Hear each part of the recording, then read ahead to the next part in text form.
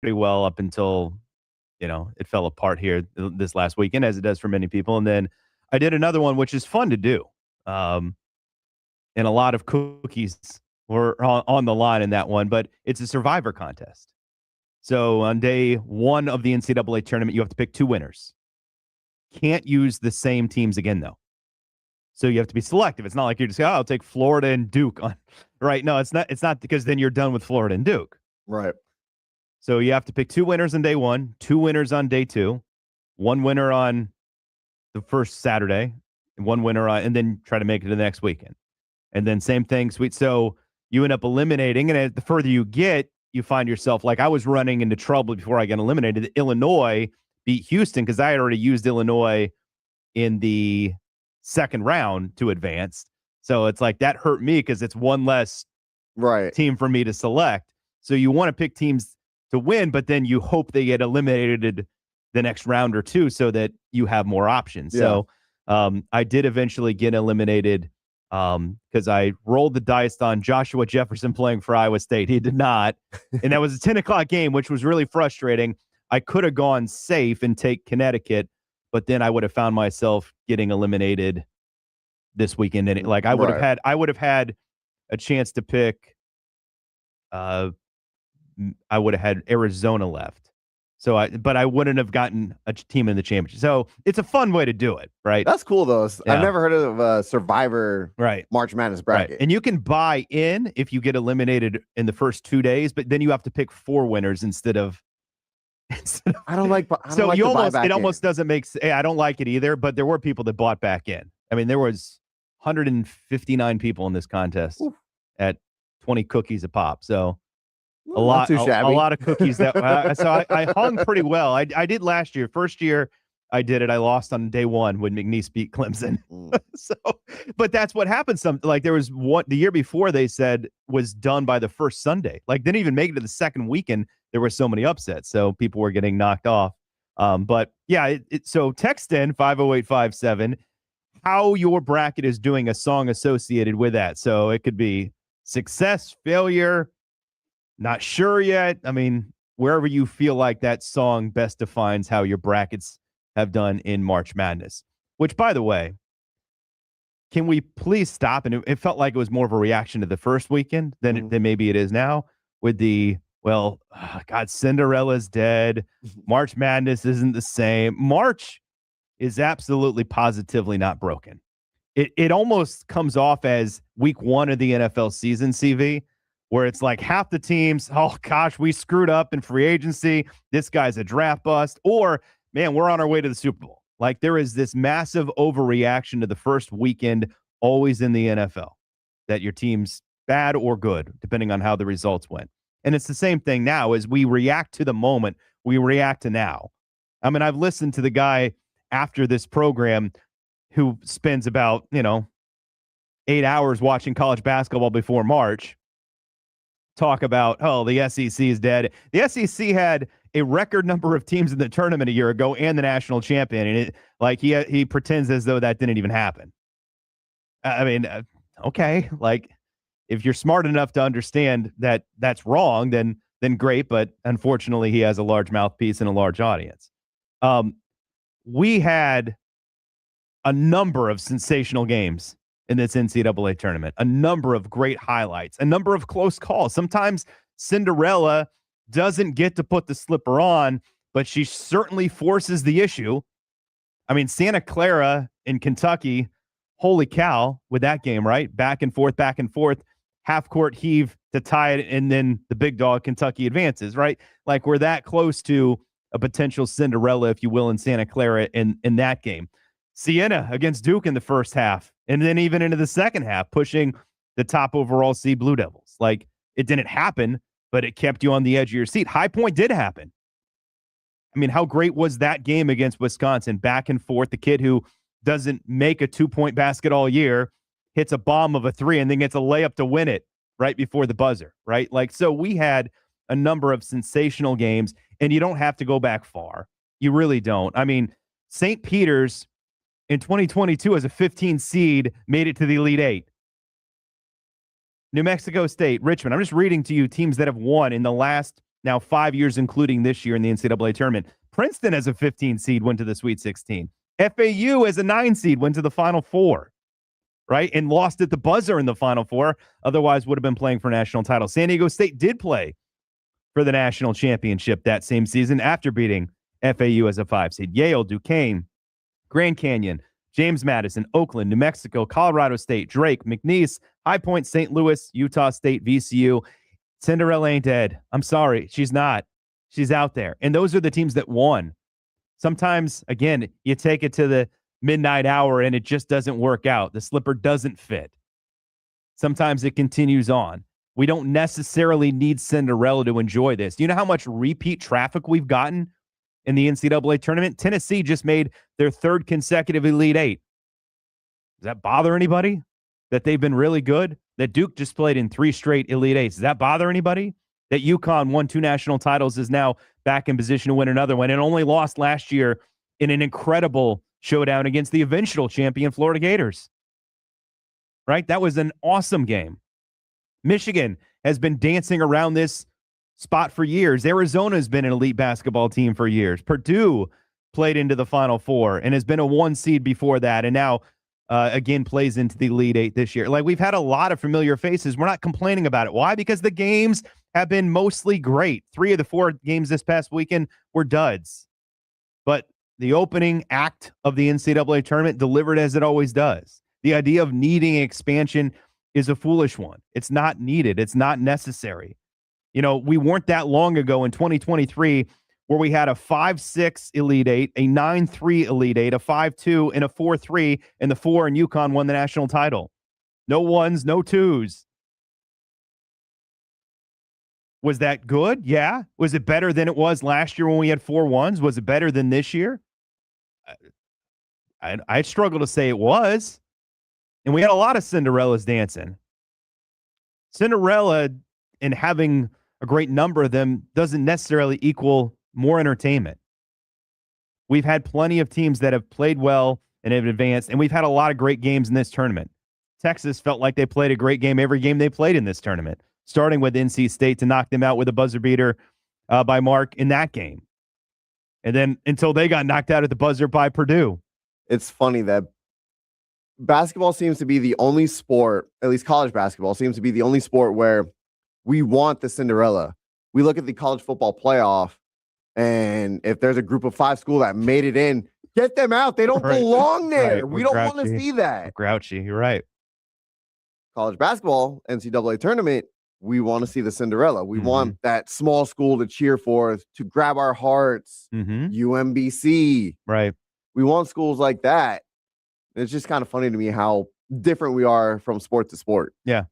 And maybe it would be different if, and I think it plays a role, honestly, in Cinderella in either sport, is if you have a player, and it can be a coach as well, but oftentimes a player we gravitate toward because like they're so good, or they could be a future NBA player or a future NFL star, you know, an Ashton Genty on a Boise State kind of a thing. Like, it's like, oh, wow, that guy has some magnetic energy about them. Like, they're going to draw eyes and attention here.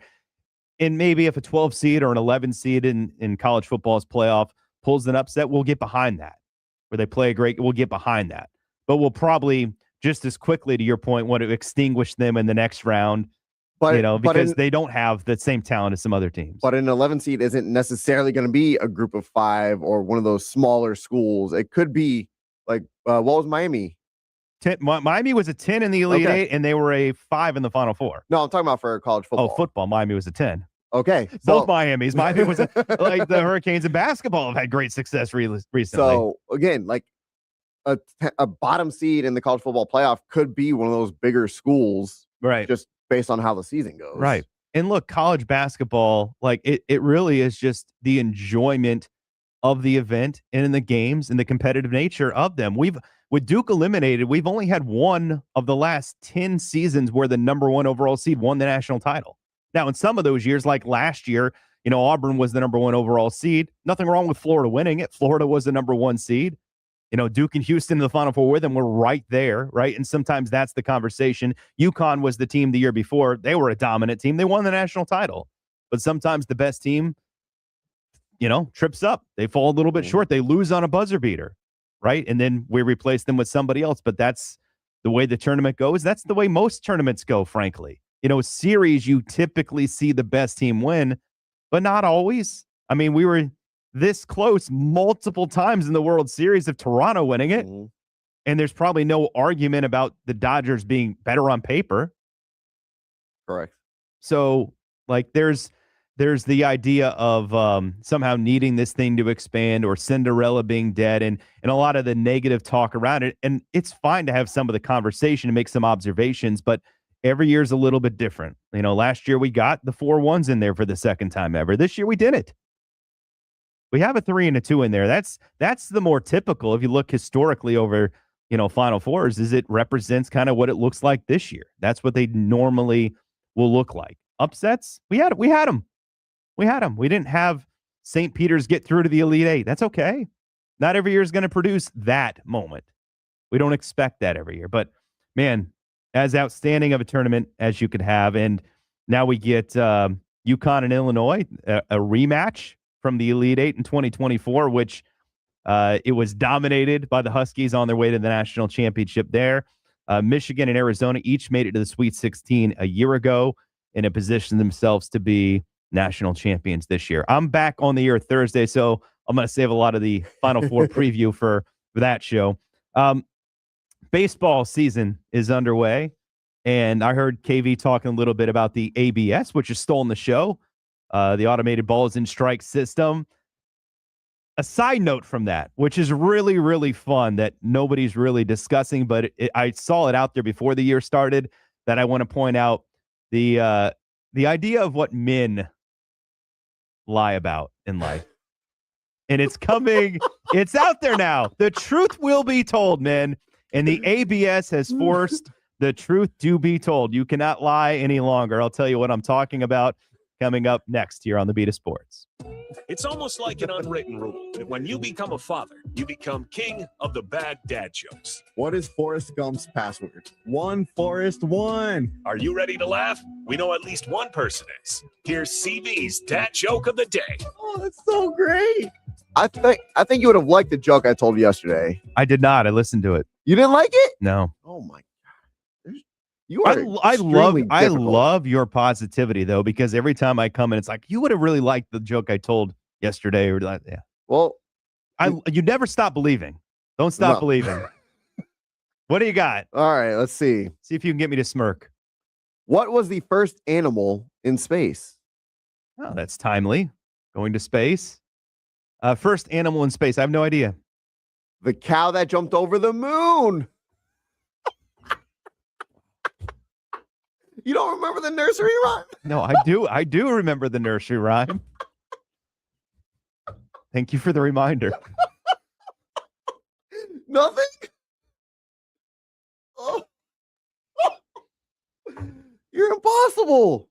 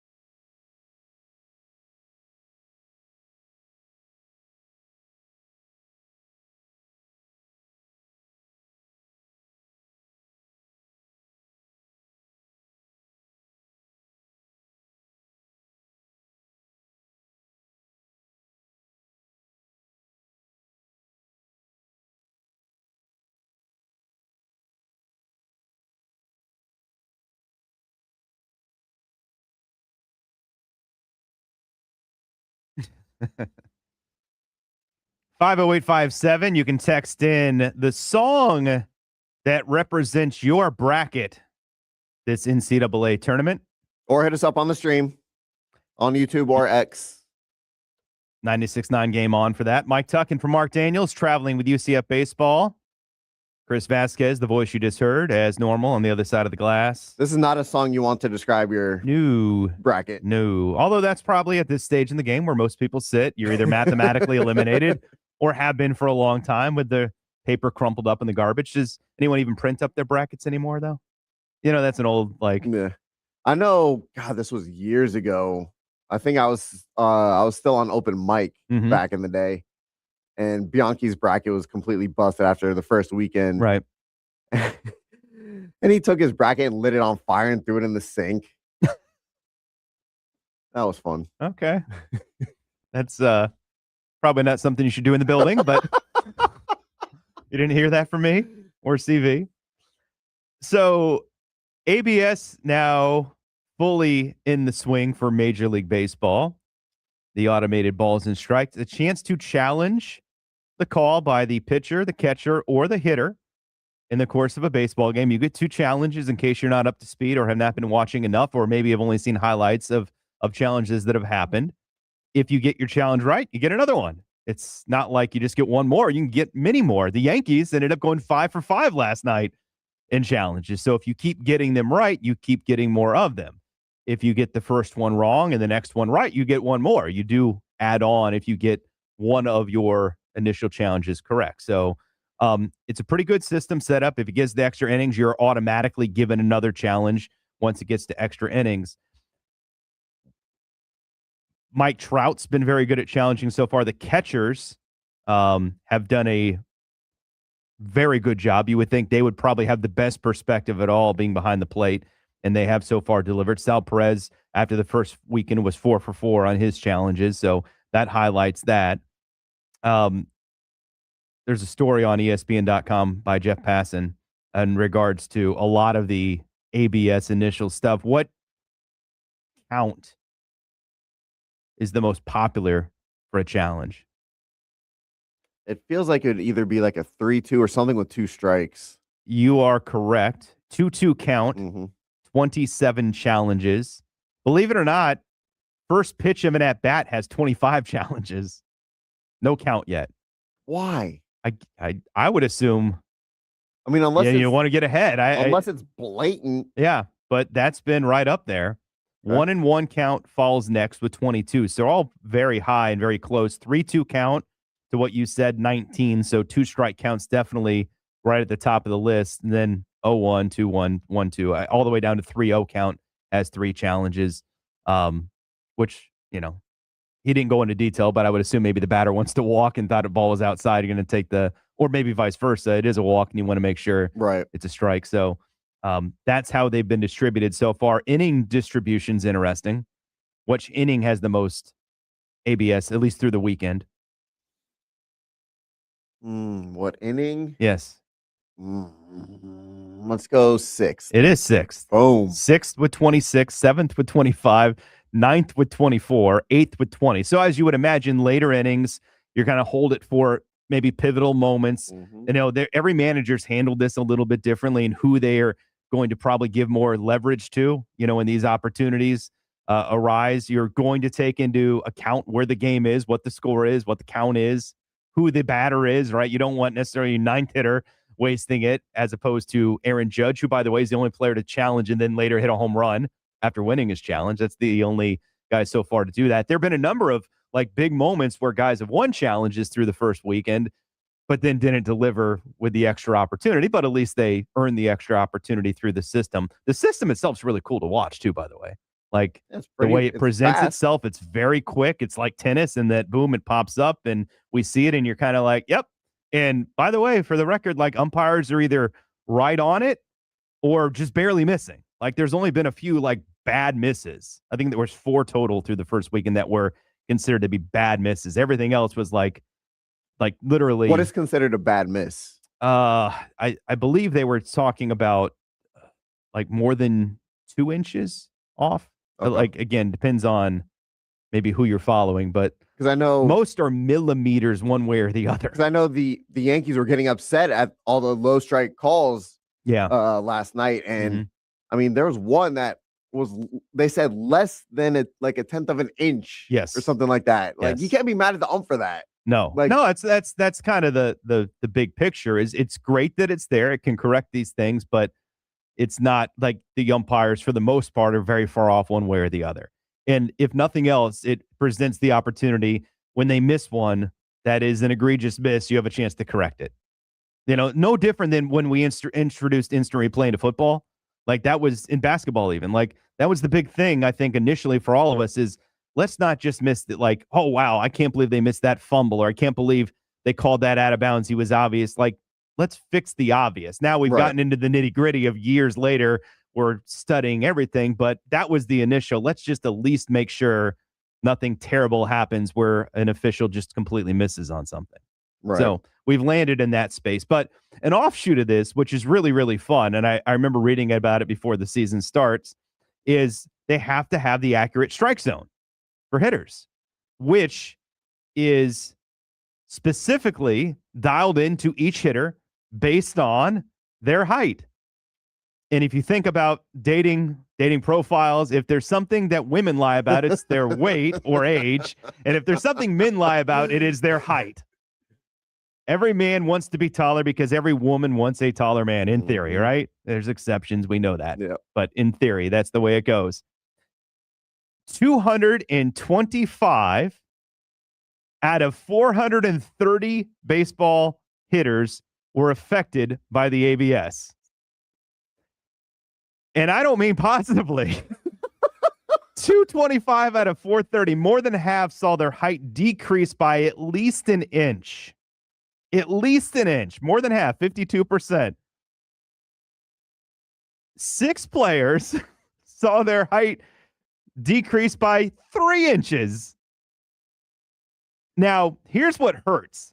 Like, if you're Bryson Stott of the Phillies, you drop from 6'3" to 6 foot. You still get to write 6 foot. You are a liar, but at least you're still writing 6 foot. Well, who's listing them at 6'3"? I mean, we see it all the time in high school and colleges with players. Like, Yeah, but heights and weights aren't even close to being accurate. The major leagues. Right. Who is putting that someone is 6'3"? I don't know how Bryson Stott or these other three I'm about to mention got away with being that far off, but they did. And maybe the teams just didn't care at the end of the day. Like, on some level, who cares? But for this, we had to have an accurate height.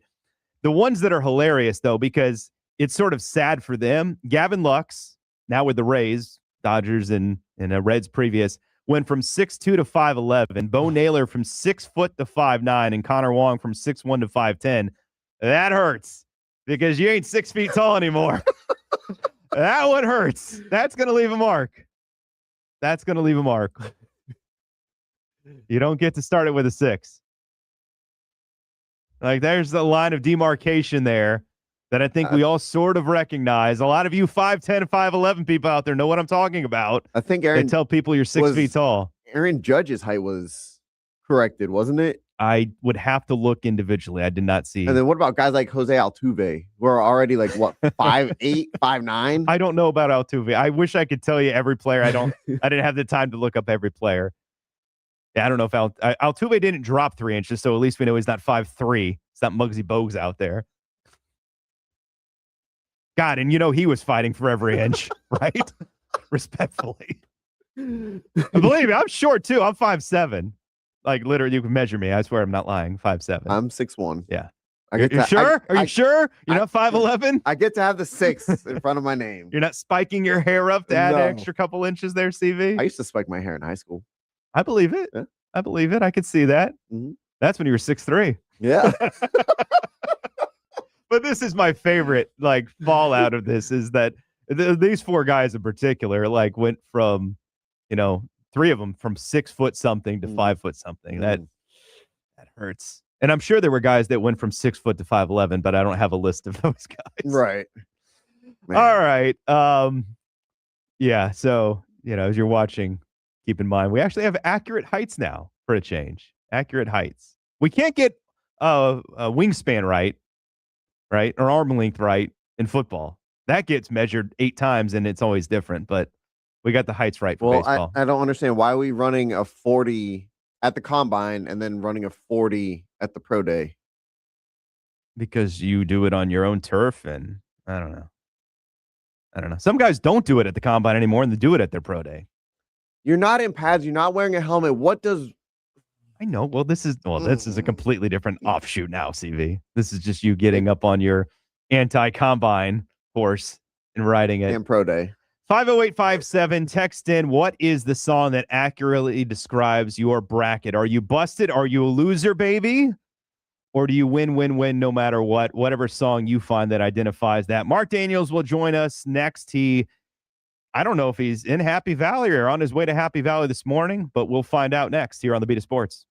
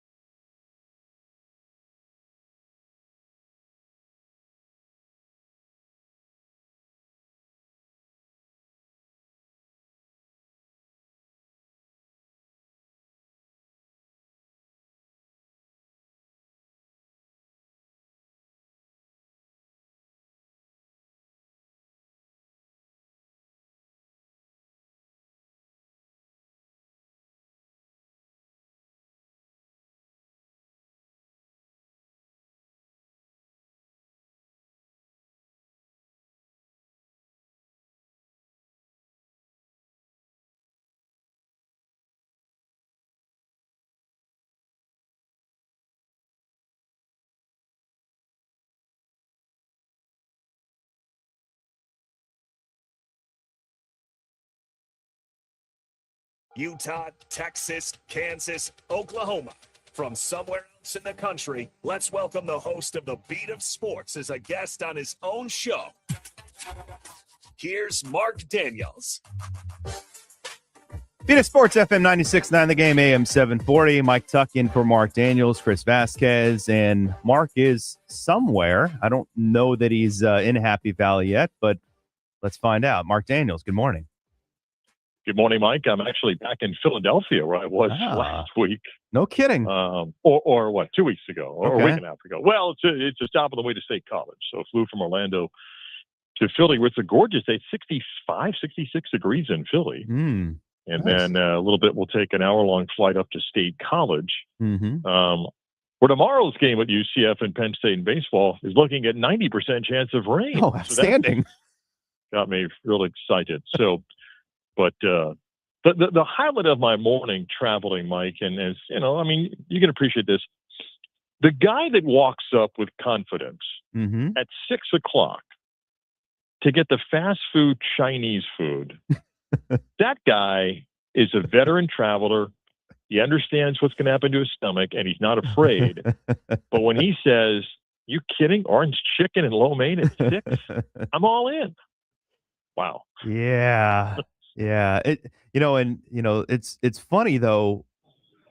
I don't know how you feel about, like, there's certain foods I don't necessarily trust from certain places, but like with the Chinese place, I don't know if them in particular like starts offering breakfast offerings. I'm like, I don't know, like that doesn't feel like that's your expertise. So you're saying, here. right? You're saying Tasty Walk is not the bagel sausage. Yeah. Sandwich. Yeah. Well, it's possible. Yeah. I feel a little iffy about that one. But you're right though. There is that difference in people that do it often enough. They're like, they don't care what time of day it is. They're gonna eat what they want to eat. Yeah. Don't care. Yeah. Like they're disappointed McDonald's isn't doing the double quarter pounder at 7 in the morning.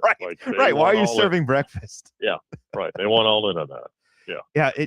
It is. And you travel often enough. I'm sure you have made these observations. It feels like there needs to be multiple Dunkins or Starbucks or whatever, because those lines are absolutely bonkers.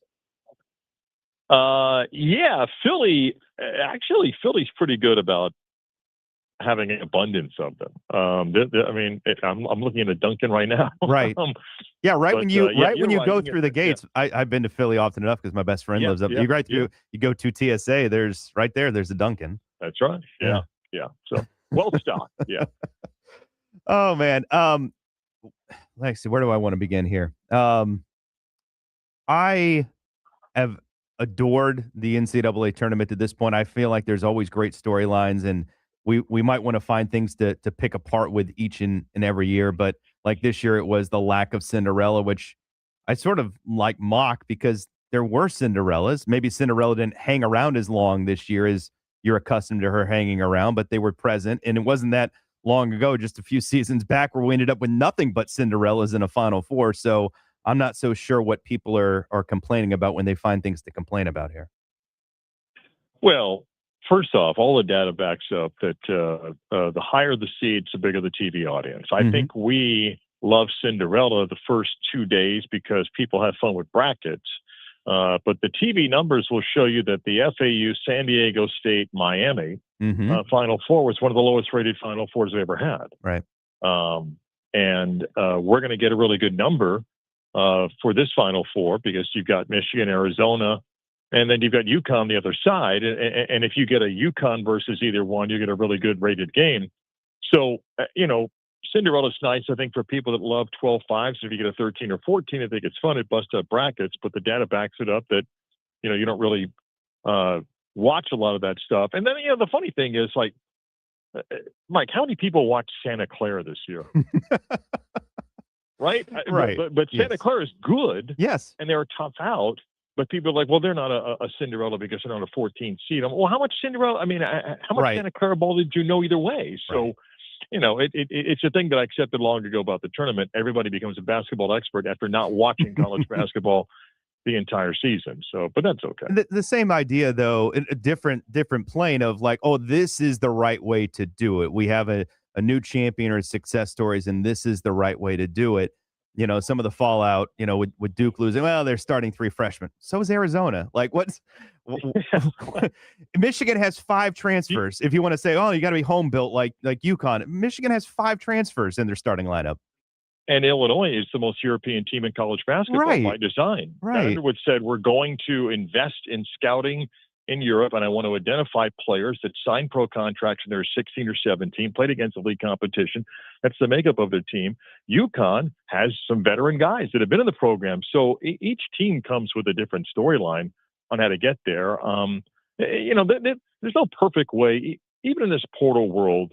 And yes, money buys talent, but there's no perfect way of doing it. And as you just brought up a good point, let's look at the 4 teams that are playing right now and how the rosters were constructed. And by the way, that Arizona team did it with freshmen and European players. Yes. I mean, Karchenkov and Krivas. I mean, again, those guys signed pro contracts when they were 15 and 16 years old. Mm-hmm. No, I mean, there is a variety. And by the way, UConn's, best player and Terrace Reed, also a transfer, even though the rest of their guys are home. So you're going to bake it. And then, by the way, these games sometimes go down to the buzzer. As I was saying to KV earlier, we could run this thing back as soon as it's over. The next 3 weeks would produce completely different results. Absolutely. Yeah. So that's part beauty of it. I was mentioning to Chris, we were talking about ABS and the new system being employed. And one of my favorite offshoots has been how players' heights have changed, specifically 3 guys that went from 6 foot something to 5 foot something. So they really took it on the chin. They lost 3 inches each. But as far as the on television dynamic and in stadium dynamic, I think it's been fantastic so far, what we've seen. What do you think?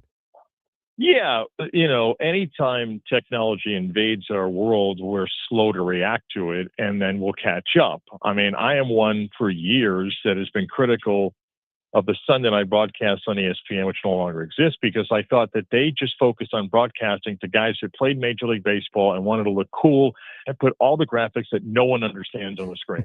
And the guy that works 60 hours a week and then another 30 on being a father for their kids doesn't really give a damn what exit velocity is, doesn't really care about some of the numbers that they'll put up there, doesn't understand OPS and all that stuff. Mm-hmm. But I do think that this is going to be popular as we get used to it and people understand. I think it's so likely some people don't understand how many times can I challenge and can I do this all game and all sorts of stuff. And you know what, Mike?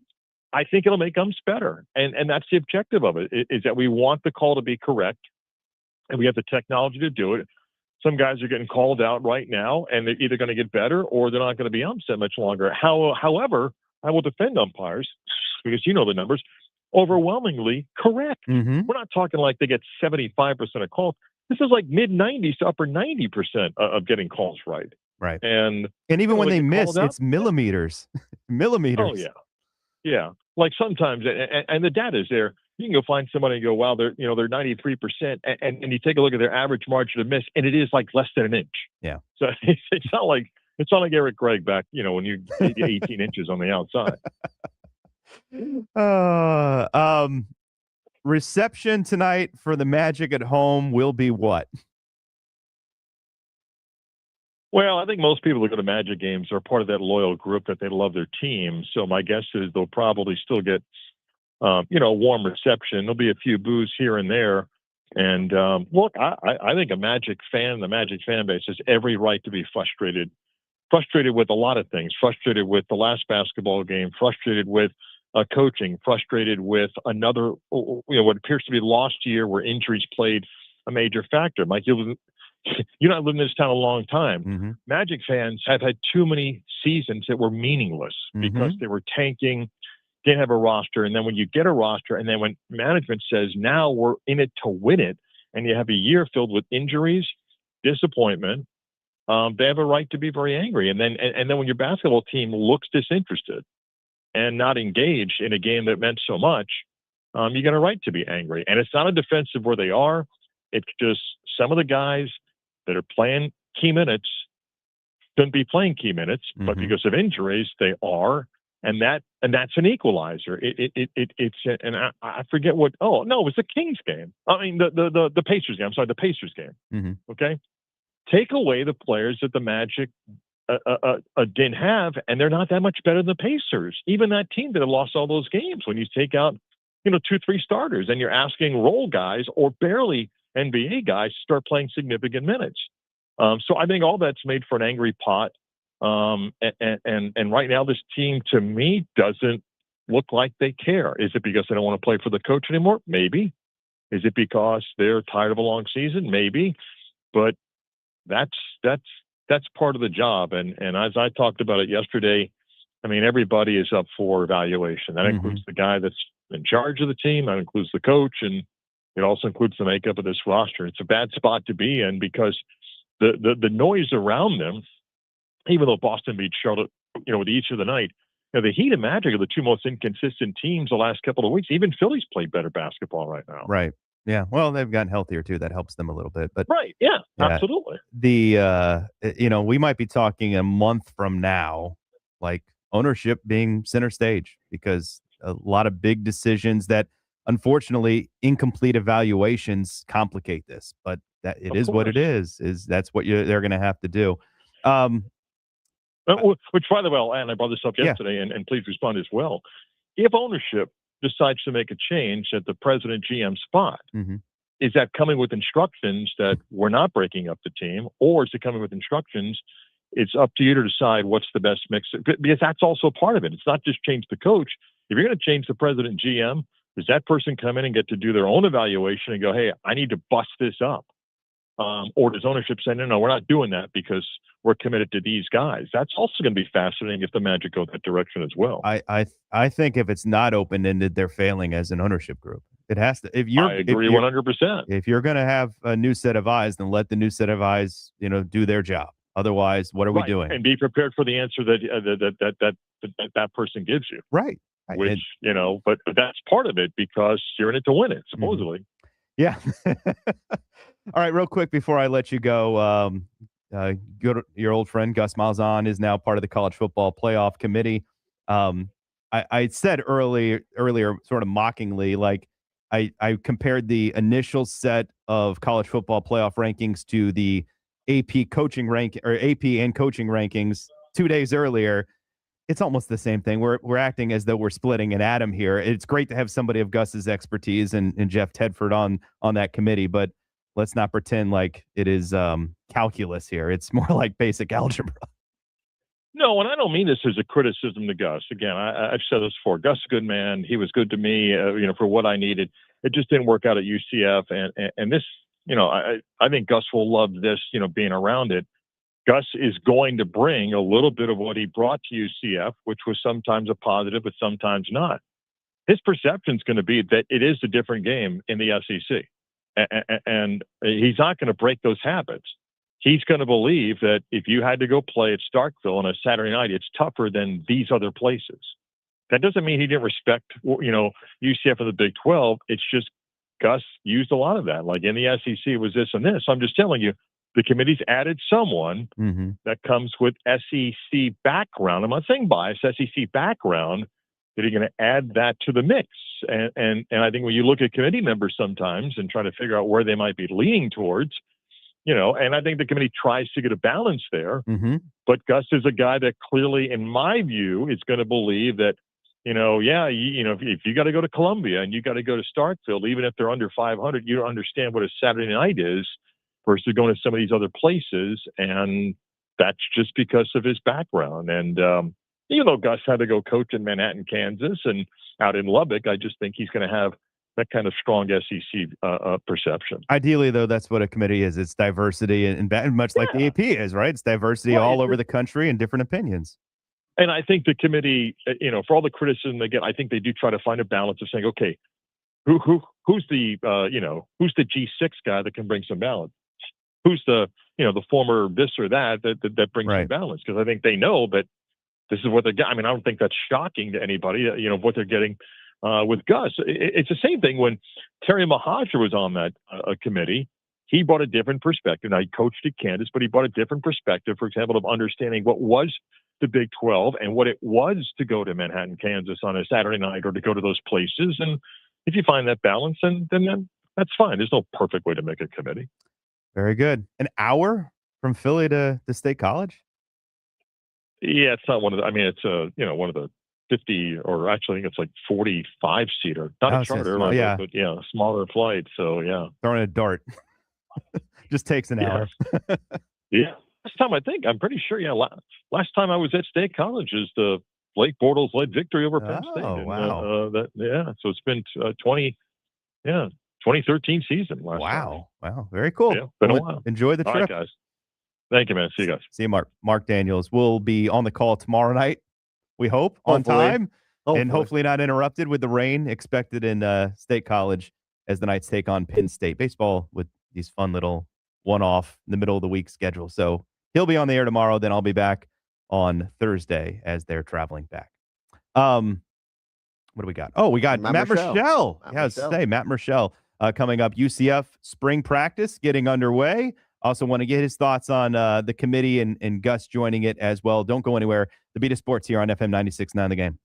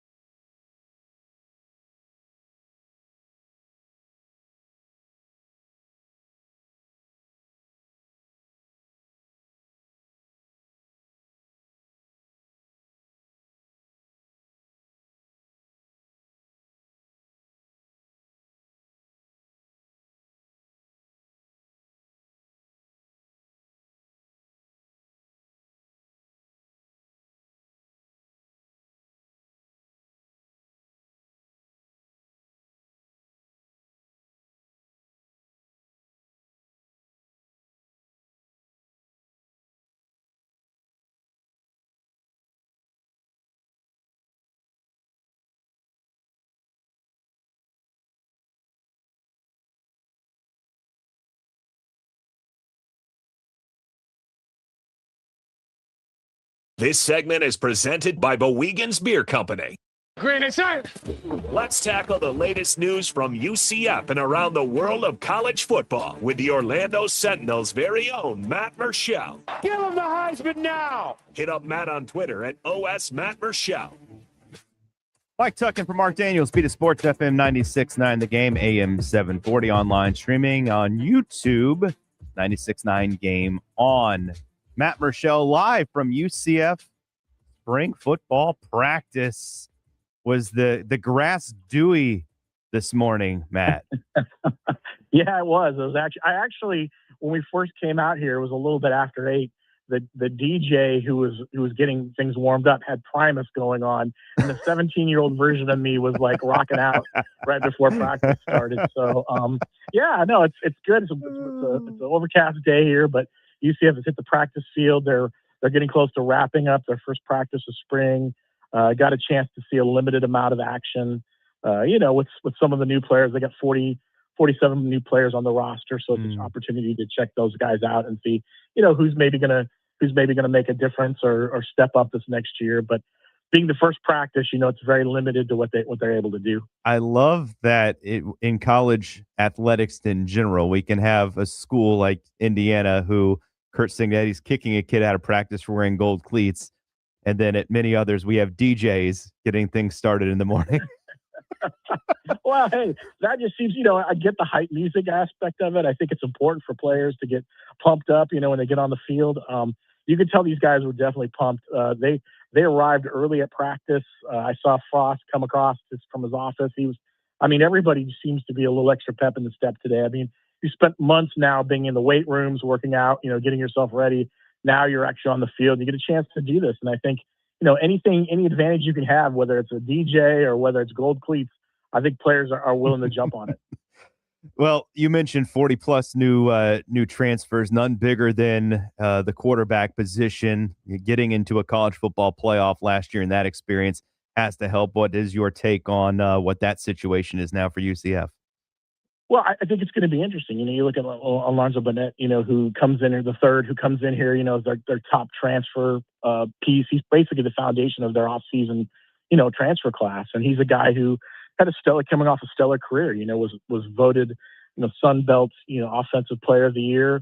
He led the Duke James Madison team to the college football playoff, last year. He's a guy that they expect a lot of good things. 99.9% sure he's going to be the starter going in. So they've got the starter locked in this situation. So I think the next big question is going to be, who's going to be his backup, who's going to step up and help him out in case something happens. But I think it's going to be Alonzo's, it's his job, and he's going to be the one to go out there. Now, interesting fact, this morning he was limited. We didn't see him actually participate in drills. He was doing warm-ups. So I'm not sure. We're going to talk to Scott Frost in a little while to see what the status of that is. But some of that is he could be just holding him out just to give him a little time to kind of get acclimated to things. But we'll find out in a little while. But yeah, he's a guy that there's a lot of hopes and high hopes on him for the offense. They need the quarterback position was definitely a position last year that UCF struggled with. And, Scott Frost told me in the offseason, it was a messy year, that they could not get a quarterback to kind of basically play out the whole season. They haven't been able to have a solid quarterback for the last 2 seasons, last year under Gus Malzahn. So having a quarterback come in and take all the snaps and be the guy throughout, every game, I think is going to be really important for UCF and important for if they want to have a chance to maybe contend in the Big 12 this year. All right, so I have a couple of questions off everything you said. One, does Alonzo prefer the third? It always feels more wordy to address somebody as the third as opposed to a junior. Junior just is more natural sounding. Because I want to address him properly. Does he like the third being included? Well, we haven't had a chance to talk with him yet. Okay. He's been on. So hopefully we're going to get a chance maybe next week. And then we'll get an opportunity to ask him that. There's a couple seconds and a couple thirds on this roster, so it's always interesting to me to figure out how a player wants to be addressed. Okay, let's find that out. And you mentioned obviously the rest of the quarterback depth chart. Last year, Knights fans got very familiar with what that depth chart looked like and got to see a variety. How do you see that shaking out for them beyond Alonzo? Well, they brought in an experienced quarterback from FIU and Keon Jenkins. He's a kid that, played a few seasons with, the Panthers. down at FIU. They brought in a guy and Caleb Annett, who is basically had a cup of coffee in Boise State, really didn't get too much action. And I think the thing that's most intriguing for this quarterback battle is they have a pair of freshmen, highly touted freshmen that coming in, Rocco Meade and Dante Carr. And both those players, were really kind of highly sought after. And I think Marriott's a guy that could come in and, maybe have a potential to kind of challenge for that number 2 spot. And I think that's something that, Scott Frost would love to see. Is, I asked him a few months ago about, listen, you've got these young quarterbacks in today's day and age with the transfer portal. You can't set these guys for very long to develop them. You've got to give them opportunities. And Frost said, yeah, we'd love to have chances to get them out on the field.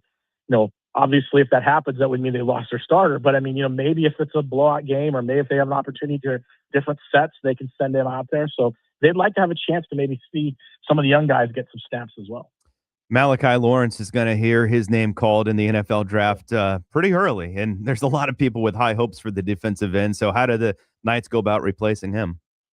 Yeah, that's going to be the big question. They're going to have to replace both their edge rushers. Malachi left, and then Nigel Kelly also left. He's trying to get into the NFL draft as well. So, they got a few options right now. I think they got a guy in Sincere Edwards who played limited amount last year, got hurt. Missed most of the year. He's come back healthy. Isaiah Nixon's a guy that has been on the roster for the last few years. They feel like he's a guy that stepped up. They brought in a few transfers as well. I think this is going to be kind of, once they get the 2 top pass rushers going, I think they're going to rotate some guys. I think they're going to try to bring in and try to, give their edge rushers a little bit of a break here and there. But it's going to be important for them because they understand that they're going to need to put pressure on the quarterback. They can't sit back and let quarterbacks take advantage of it on the defensive side of the football. Matt Murschel, Orlando Sentinel, joining us here on the Beat of Sports. I'm Mike Tuck in for Marc Daniels. You said you saw limited what the Knights were able to do out there at practice today. I don't know what that entails. So answer this based on how you think the rest of the week might go or what you saw today. Who has your attention and what you want to see out of them potentially? Well, I think, you're going to look at some of the playmakers, the skilled playmakers. We got guys like Dwayne Thomas coming back, junior, who's a wide receiver that was their top receiver last year. He's a guy that's coming back and a guy that they really believe will be their key to their receiver core. You've got Dylan Wade, who's their tight end, who was a guy that they really thought, they wanted to emphasize in keeping him around. He was a guy that made some big plays down the stretch and a guy that can be that safety valve, for the quarterback. The running backs room is going to be all new. Miles Montgomery's gone. Jaden Nixon's gone. They brought in a few transfers. Duke Wilson, who's a guy who comes in from Louisville. And then, Landon Chambers is a guy that they brought in as well. And then plus you've got some other faces that I think they're going to be, making their way out there as well. And the offensive line too, which is basically going to be a whole new offensive line. And Preston Cushman is the only guy, the tackle who played tackle last year. He's the only one that started last year is coming back. So I'm interested to see how some of the young faces and some of the new faces step up. What is your initial reaction to Gus Malzahn being the newest member of the College Football Playoff Committee? Well, I think for Gus, listen, we knew he was retiring, and I think that this gives him an opportunity to still stay connected with football. He's a football guy through and through. He's a football coach through and through, and I think even being retired, he wants to stick around with the game, and I think this gives him an opportunity to do that. And I've heard for the last couple months that he was a possibility to land that spot, and this gives him an opportunity. He's got over 30 years of coaching under his belt. He can kind of look at the teams and look at things, and it's not something that's going to put a lot of stress on him. I think he kind of got burned out on the transfer portal and NIL and all that stuff that comes with the game now, but this gives him a whole nother opportunity to really kind of step up and do that. So it's going to be interesting. It's going to be, he's a guy that's got he's highly regarded in the coaching circle. So I think it was a good move for the college football playoff group to put him in the committee. Mm-hmm. And certainly an array of experience. Mark suggested he might be a little bit more SEC heavy in his analysis and viewpoints, and that's okay. Because we want a variety of viewpoints, and that's why we employ these guys to take part of that committee. If you want to know the latest on the UCF Knights, like why Barnett wasn't at practice today and any other potential question, then certainly make sure you are following Matt Murschel at OS Matt Murschel on X and Twitter. and, of course, at the Orlando Sentinel as well. We appreciate all that fun information and enjoy spring practice this week. All right. Thanks a lot. I appreciate it. Matt Rochelle. Always a good talk with Matt. And, yeah, it certainly at least stops your heart a minute. He wasn't practicing with day one. Like, kind of want to see the new quarterback out there. We shouldn't be load managing at this point. So hopefully it's nothing big and there's a good reason for that being the case. We're still in March. I know. It's far from freaking out. I'm just saying you'd rather have said, oh, yeah, he was out there spinning and he looked great. And then you just move on to the next thing. So I don't know. Just gives you pause for a second, right? But Matt will go ask the questions when they have the media session after practice, and we'll find out the answer. There you go. So make sure you're following Matt to find out whatever that answer is. Don't go anywhere. The news is next.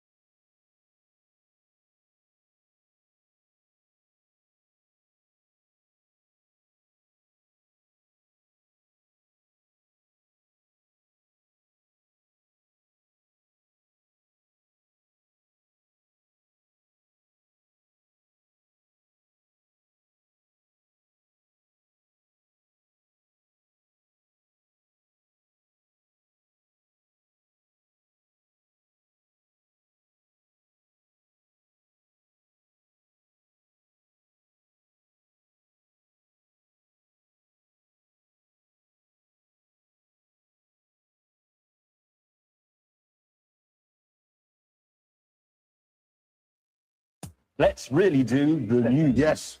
Now it is time to do the news. But now it's time for the news.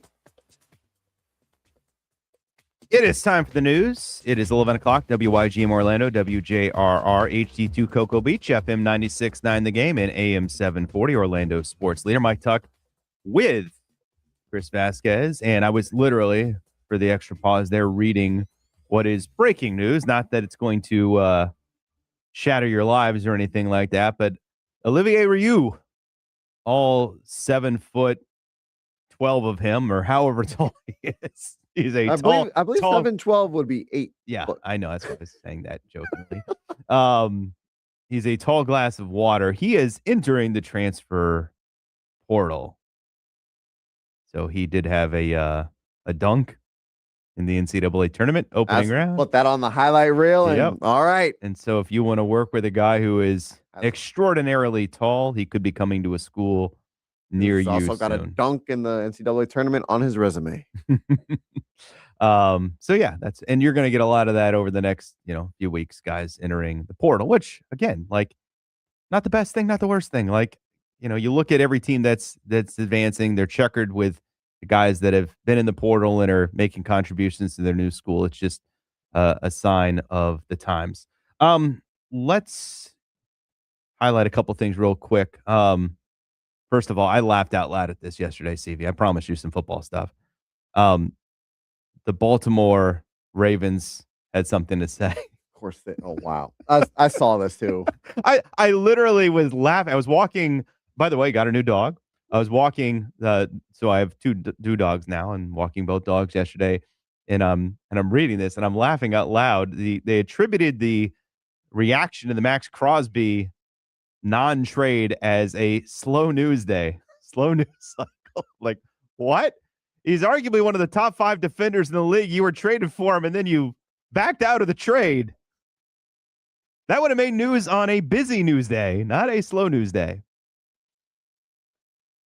And he's like, it's not going to affect our reputation. It's good. I don't know. I've read a lot of anonymous people across the league saying they looked at you negatively. Like, they may get over it, but I'm pretty sure it hurt your reputation. This is one of those things where the Ravens just need to shut up and hope this moves on very quickly. Like, hope people forget about this quickly. Because if you're any other team, because wasn't there something they had a trade in place with the Eagles, I believe, for a corner that ended up falling through the cracks. And now this whole Max Crosby deal and then less than 12 hours later, you're signing Trey Hendrickson. Mm-hmm. A lot of fishy business going on in Baltimore. Yeah. And if you're Baltimore, shut up.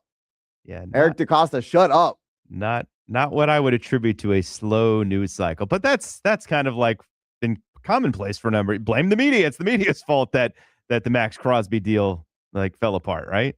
We shouldn't be talking about that. It's our fault. Okay. Deshaun Watson. Jimmy Haslam says that you almost forget Deshaun Watson existed at this point. Why is he still on a roster? Because he's getting paid guaranteed money to be the Cleveland Browns quarterback, and he could be their starter this upcoming season. Based on what we saw last year, I'm not so sure that's necessarily a bad thing. Maybe he is an upgrade. Have you seen Deshaun Watson quarterback? Not in a while. Have you?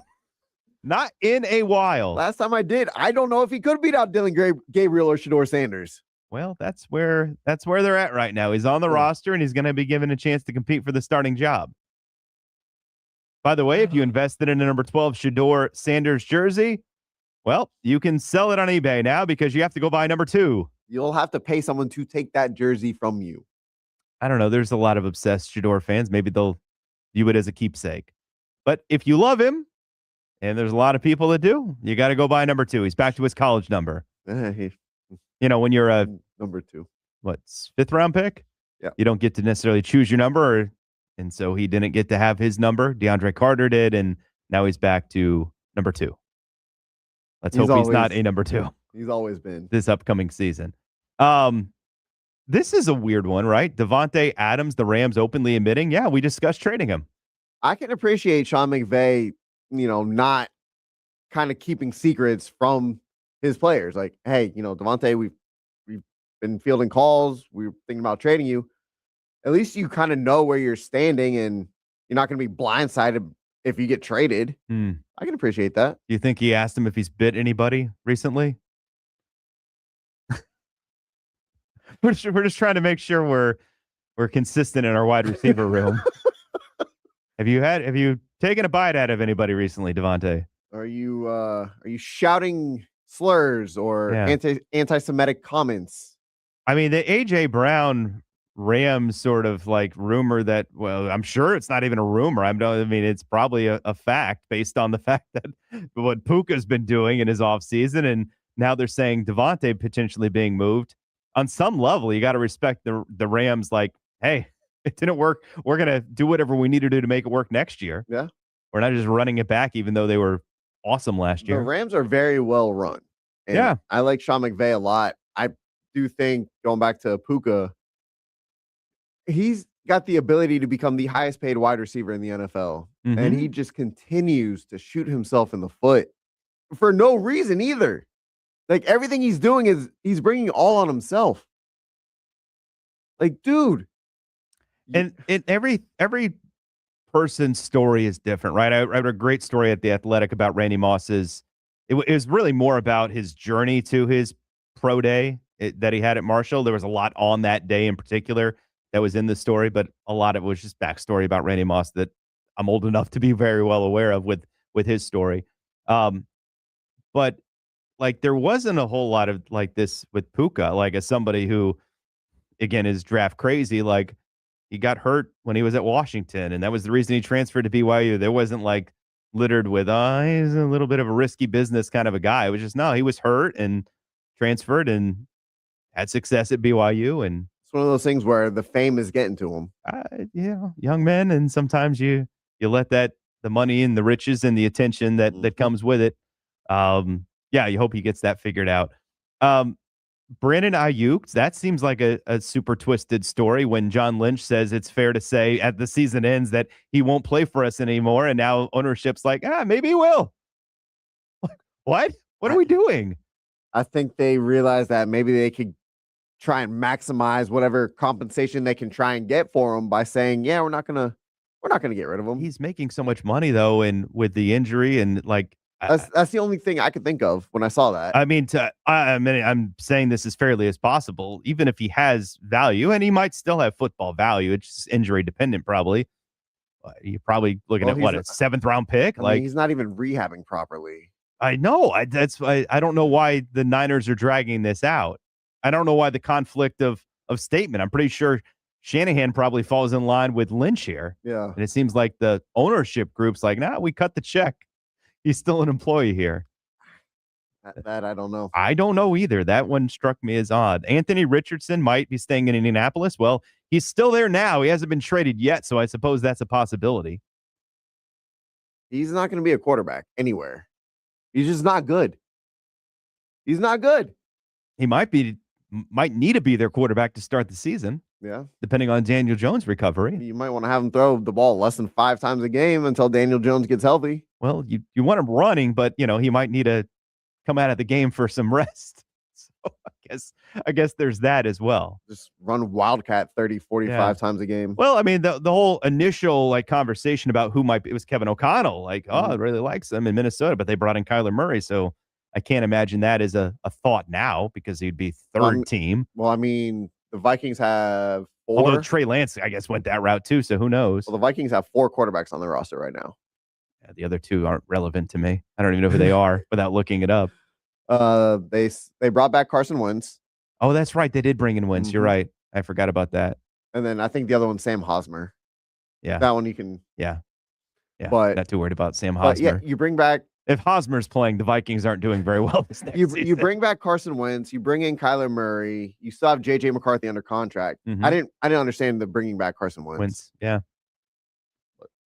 Yeah. I'm not a GM or a coach or anything associated with the NFL. So the NFL announced yesterday as well. I don't know if it happened during the show yesterday. Vegas will get Super Bowl 63. Happened after the show. Okay, so it's LA this coming year again after just going to LA.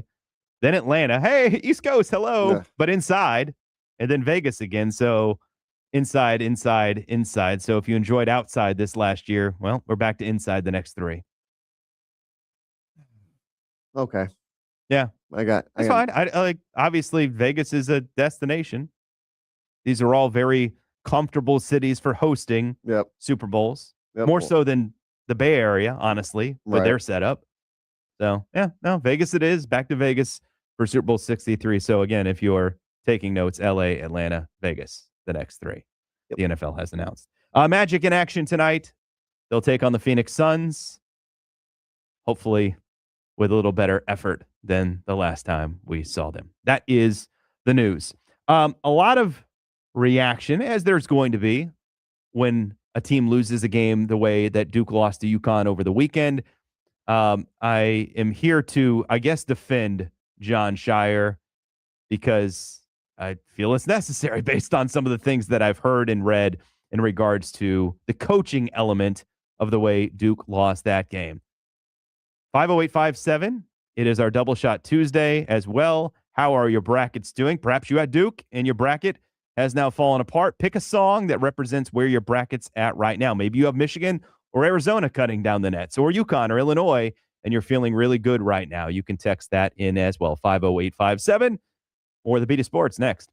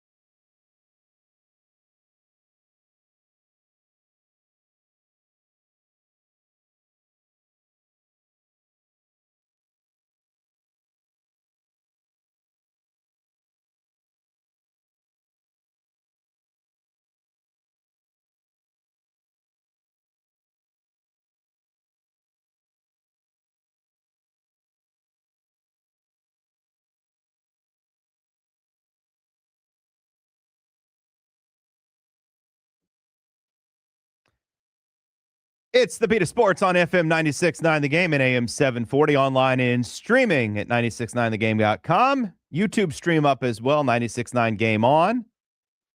50857. Sounds like this guy's bracket looking pretty good.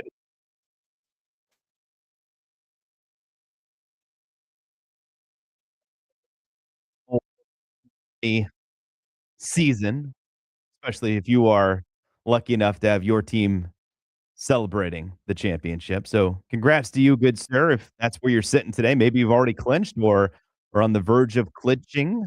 I'm sure a lot of people out there have Michigan or Arizona cutting down the nets, and if they do so, you could be in position to do that. So maybe you're on the other end of it. You've already crumpled up your bracket. You had Florida, you had Duke, you had somebody who's been eliminated, and that's where you sit today.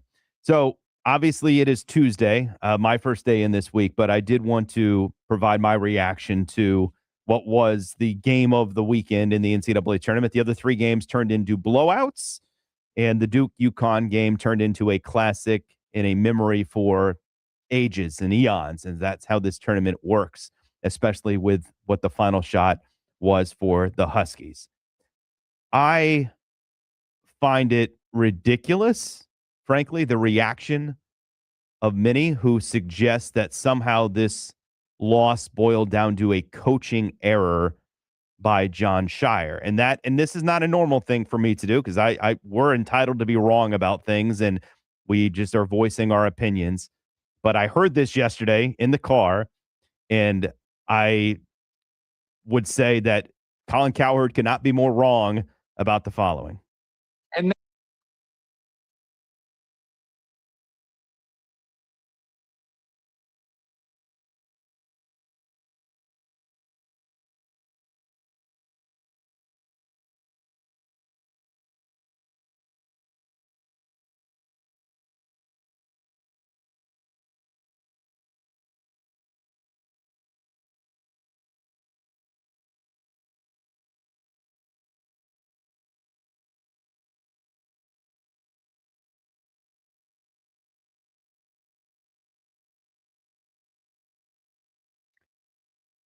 It is.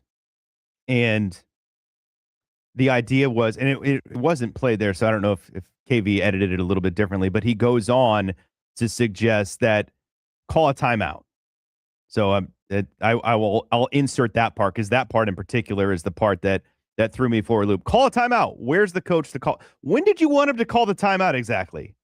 And I mean this as sincerely. You've seen the play a million times. Everyone in the like, when should Jon Scheyer have called the timeout? When the ball got tipped? At what point did Duke not have control of the situation? A lot of people have gone back. Remember the Virginia and Furman game here in Orlando a few years back, where the Virginia guard literally flung the ball down the court. He was trapped in the corner. Yeah, like that is a situation where the coach might want to call a timeout. Your team is in peril and in trouble of turning the ball over. At no point during that possession for Duke were they in danger of turning the ball over or making a mistake with the ball. They were executing it flawlessly when they inbounded it with 10 seconds left. Got it to Boozer, back to Sarr, up the court to Caden Boozer. Like there is no point in calling. Am I wrong here? Like there was never a point where coaching failed them in that spot. For that, you would have liked to see, I do agree, you would have liked to see any one of the Duke players hold the ball. Yes, that's fine if you want to make that argument. And then if you feel... But if you have a teammate wide open, as Boozer did to throw to Sarr, and as Sarr did, you're going to execute basketball plays. But if at any point you feel uncertain, it's okay to call a timeout. I understand there was no uncertainty, though. Show me where the uncertainty was. There was no uncertainty on the play. I hear what you're saying. There was no uncertainty. There was no point where you go, John, should call a timeout, right? Like where that panic would set in. I'm not talking about Jon Scheyer. I'm talking about the players. Right. But I'm talking about specifically the idea. And it wasn't just Colin. I've read and seen where other people said it was on coaching here with Jon Scheyer. At some point, there was no point. At some point, coaching does deserve a little bit of the blame for, I mean, yes, players play the game, but you're up 19. At some point, you can't give up a 19-point lead. So let me go to something else. You have the cut with Shire talking about Trey Jones? Yes. You got that one? So this is John Shire talking with his basketball. This is earlier in the season, talking with his basketball team about a play made in an NBA game by a former Duke guard, Trey Jones.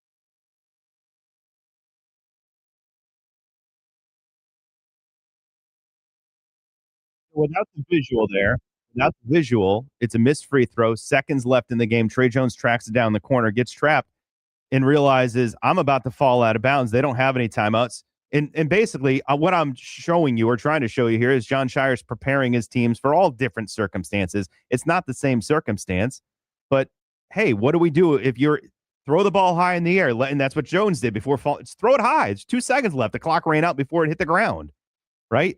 So John Shire's team was prepared for the moment. They didn't execute the moment. Caden did not execute the moment.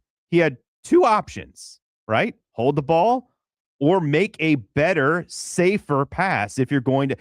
What did Caden say after the game? We have to protect the ball. That's what we protect the ball. Be strong with the ball were his exact words.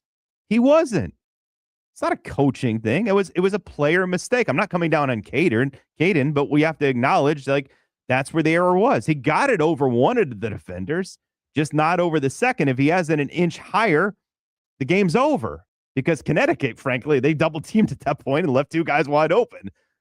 They were in a scramble drill at that point and were fortunate to get a finger on the ball. And then perfect execution, selflessness by Carabin to get it back to Mullins. Drains a long three. I mean, it is wonderful theater from the Connecticut perspective. From the Duke perspective, look, and I'll address it really quick because you wanted to go in that direction. I wasn't quite ready to go there yet. In the final 12 minutes, Connecticut dove into their own bench to save the ball. It was a credit to their hustle, their heart, and their effort to come up with those balls. In both circumstances, there was no Duke player close to it. It's just Connecticut hustle kept possessions alive. So a lot of times say they wanted it more, these cliche things. Connecticut wanted it. There was just not a Duke player there. If they don't make those hustle plays, it's Duke basketball. Twice in the last 12 minutes of the game that happened. It resulted in 5 points. The first time in a dunk and a redunk, and the second time in a Silas Dimmery three. He's the one that saved it. The ball came back to him. He hit a three. So 5 points based on hustle for Connecticut in the last 12 minutes. It was highlighted plenty, but 16 points off turnovers. And I mean, not coaching to what Colin's saying. That doesn't make any sense.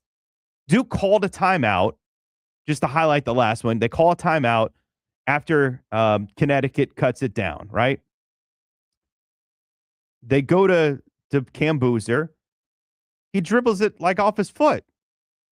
Like, that's not coaching. That's a player making a mistake.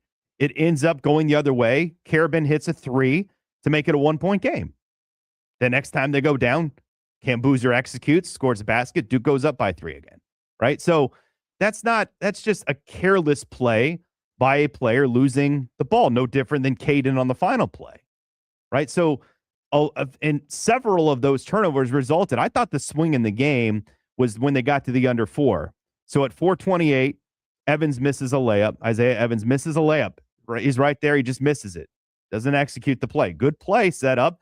Just misses the play. They get it and go the other end. Anyone that follows basketball closely knows one of the most devastating things to do is to miss a dunk or a layup. Because you know what that results in? A fast break the other way. Almost inevitably, the other team gets an easy shot because your court balance isn't set. And you just end up with switches and guys get wide open. They go the other way. Reed hits a layup. So that cuts it to 67-62 at that point. So instead of Duke being up 9, it's now 5. It's that 4-point swing you talk about when you miss something, a gimme like that. Well, then Duke gets the possession back. They run the clock down a little bit. They turn it over. Evans turned it over. Again, a sloppy turnover. It's not coaching. A player just, and I'm not picking on the players. I'm just highlighting it's not Shire. Shire didn't blow the lead. Evans turns it over. They get a fast break and one. Cam Boozer fouls him. So now all of a sudden it's 67-65. That to me, where it could have been 9 and suddenly it's 2 as they come out of the under 4 timeout, there's the swing in the game. And even Duke responded at that point. They responded. Carabin missed a 3. Offensive rebound. Sometimes these things just happen, right? It's a loose ball, and Solo Ball gets fouled by Sarr on the floor. They're both wrestling for it. We see guys all the time, CV. Guys wrestle for the ball. They called a foul. He makes only 1 out of the 2, but that's a moment where, a rebound goes one way or the other, and it swings the game and the momentum. John Shire has won 82% of his games since he got to Duke. He's back-to-back ACC regular season and postseason champion. He's gone second round Elite 8, Final Four, Elite 8.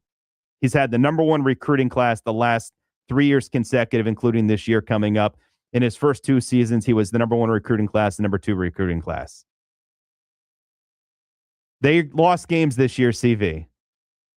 They lost to Texas Tech with 3 seconds left off a free throw, and then Boozer Cam missed a 3 that would have won it at the buzzer.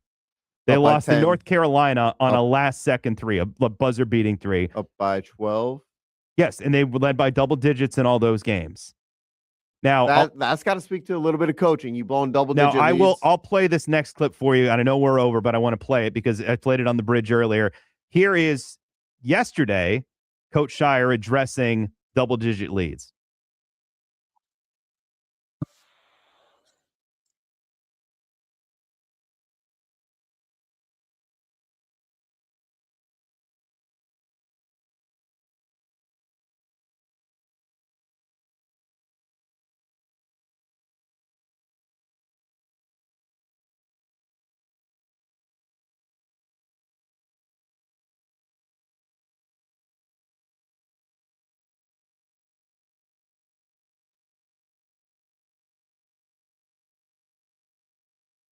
All right, you can stop it there, Chris.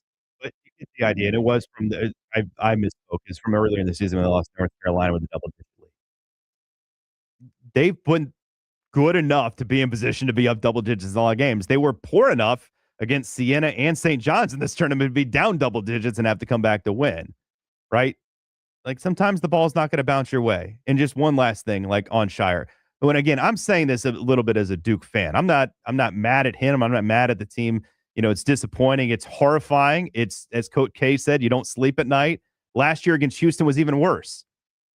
And there's little moments. If Proctor makes a 3, if we don't get it over there's little things that happen in this game too that add up ultimately to I can't believe that just happened kind of moment that we see. But it took Coach K 16 years to win a national championship as a coach. It took Wooden 16 years. It took Roy Williams 17. It took Jay Wright 22. It took Coach Calipari 20. It took Bill Self 15. So let's maybe slow down a little bit on John Shire's overrated and he can't get this thing done. Can we at least pump the brakes there? He's put his team in position to be good enough to win. It's hard to do that consistently, and that's what they have done. And the great news is, look, it has been since Izzo in Michigan State won a quarter century ago since the Big Ten won a national title. They have 2 teams with a chance to do that this year. It has been since Arizona won the national title in 97 since a team from the West Coast has won. The Wildcats are there now. 3 of these teams are trying to end droughts that are either affected them or their regions specifically. It's hard to win, even if you have the best players and the best opportunity in a one-and-done format. It just is. It just is. Maybe Connecticut will win again and make it 3 out of 4, and that's a completely different conversation. All right. On the mark, off the mark, coming up next. Don't go anywhere.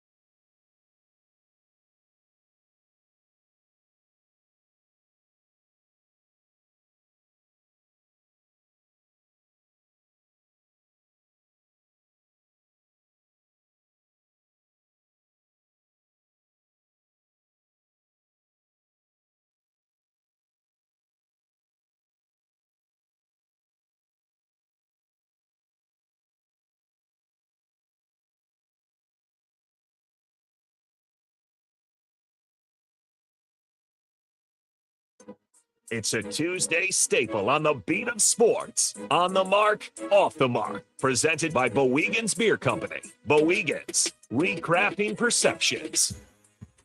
My favorite segment of the week. But it's not on the mark, off the mark today with Mike Tuckin. It is Tuck It or Untuck It. Tuck. Let's do it. Who will Malik Willis be throwing the ball to in Miami? Kay Adams had a very simple question for new Dolphins head coach Jeff Hafley. Who's Malik throwing the ball to? He's going to throw the ball to some good players. We got a bunch of good guys coming back, a bunch of guys that we signed, and we got a lot of draft picks. A lot of them. We got 7 in the first 100 picks. We'll have receivers for Malik to throw to. The next time you talk after the draft, and as we get the players here April 7th, I think you're going to see we'll get some good ones from him to throw to. Go ahead. I don't even know if the Dolphins can afford to sign all of their draft picks. They have 11, and as you just made mentioned, the space. They'll be good.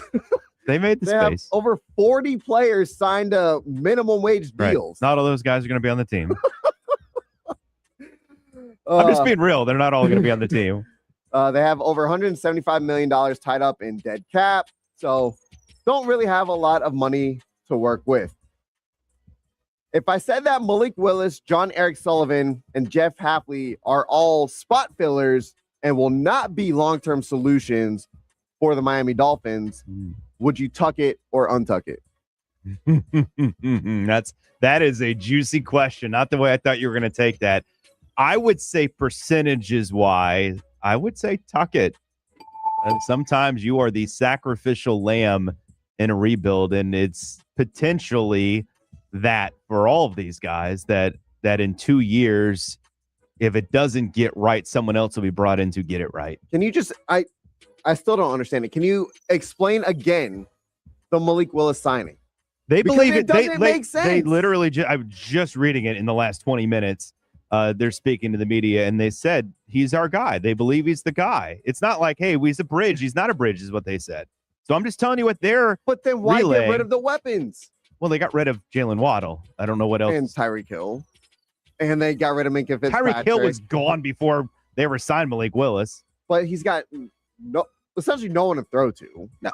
Jalen Tolbert, Malik Washington, they'll probably draft a rookie. I expect bare minimum at some point in the first 3 to 4 rounds of the draft.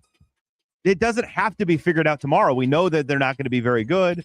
And by the way, throw to Devon Achane, who they say they want to give a long-term deal to. Are you buying that Devon Achane, Aaron Brewer, the center, and Jordan Brooks, the linebacker, are all, quote, untouchable? No, I can't see how Brooks and Brewer, as good as they each are untouchable if it's a from what I've seen, 3-year rebuild. 3 pillars. I get it. No, and I think they probably view it that way for a year, but they might revisit at the trade deadline. I could see, certainly with Brooks, linebacker is clearly a replaceable position. Brewer still going to have years beyond this year. The Orlando Storm kicked off their UFL season opener with an announced attendance of over 11,000 people over the weekend for their home opener. The team went They must have had beer goggles on as they were counting that. Holy cow, someone was sauced up. The team went on to beat the Columbus Aviators 23-16. Here's the first Orlando Storm touchdown of the season. 2nd and 6. Corbin again catches a seam, keeps it right into the end zone. A 15-yard touchdown run for Jason Corbin. It sounded like a decent crowd. I actually watched that play, believe it or not. I saw that live when it happened. Monday, we did talk about it. Mark believes that the only way for the UFL to succeed is if they are backed by the NFL. I don't think he's completely wrong, but I also don't think that this league could succeed, or I don't think that the UFL needs the NFL necessarily to succeed. So, would you tuck it or untuck it if I say that the best way for this league or any other spring league that tries to come along, the best way for them to succeed is to stop being so gimmicky? What I mean by gimmicky is the UFL, you can't punt when you get to plus territory. The 4-point field goal over 60 yards, a 3-point conversion play, things like that. It just gives off a minor league football vibe. Just play traditional football. I'll untuck that. because I do think it is a minor league, and I do think like part of the reason we have ABS now in Major League Baseball is because minor league baseball went through all the trials and tribulations of testing it out. And even my good friend Frank Viola was a pitching coach when they had it. In the very first game, he got thrown out of for arguing balls and strikes with the ABS. It made news. I laughed out loud when I talked to him about it. That happened. No, I think that's exactly what this should do. I don't know how you would have an association specifically because you're not going to have 32 teams, so every team can have one. Right. But clearly, we saw the number of players that jumped from the UFL a year ago, and even XFL and every other variation of these leagues still can be a funnel of some players to the NFL. So it has a purpose. It's just I don't know that it'll ever be over the way it's never going to be college football, right? It's never going to be that college football is the true minor league. This is just a supplement of guys that want to be pro football players and are taking another shot at it. All right, let's get to one more quickly here. The Orlando Magic, they suffered their worst loss in franchise history Sunday, losing by 52 to the Raptors, including, I believe, a record 31-0 run by Toronto. In 8 minutes off the bench, Jamal Cain went 0 of 3 from the field with 6 turnovers and a plus-minus of -32 in 8 minutes. The Magic have 8 games left in the regular season before in all likelihood, a play-in matchup. Would you tuck it or untuck it if I make the argument that because of the uncertainty with Jeff Weltman's future, that is the only reason Jamal Mosley was not fired after the team's performance on Sunday? No,